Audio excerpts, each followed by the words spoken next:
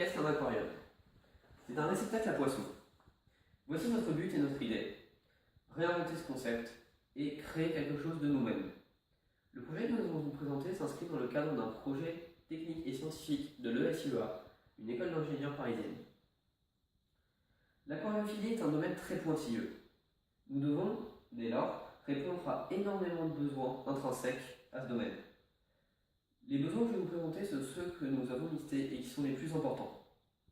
Gestion de l'éclairage, gestion de la température de l'eau, renouvellement de l'eau et intégration d'une interface graphique qui sera positionnée directement sur l'aquarium et qui permettra d'afficher en direct les différents paramètres que je vous ai cités auparavant. Ce projet s'inclut dans une optique fiche.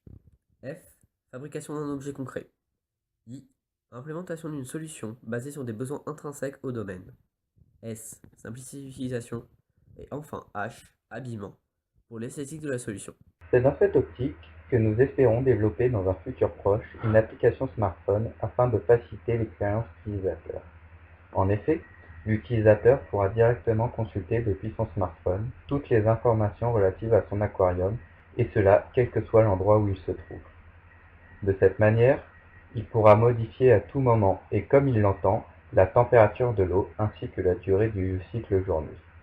De plus, comme nous savons que tous les poissons ne nécessitent pas les mêmes soins, nous permettrons également à l'utilisateur de gérer la luminosité ainsi que les durées et les intensités du cycle jour-nuit comme il l'entend.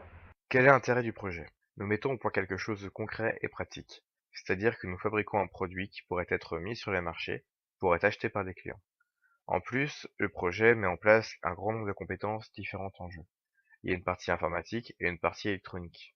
Dans la première partie, nous avons utilisé plusieurs technologies comme le Java pour l'interface graphique et le langage Arduino pour la gestion des composants. Le fait d'utiliser Arduino nous amène à l'électronique. Nous devons comprendre le fonctionnement d'une carte et l'utilisation de ses composants afin d'effectuer les branchements.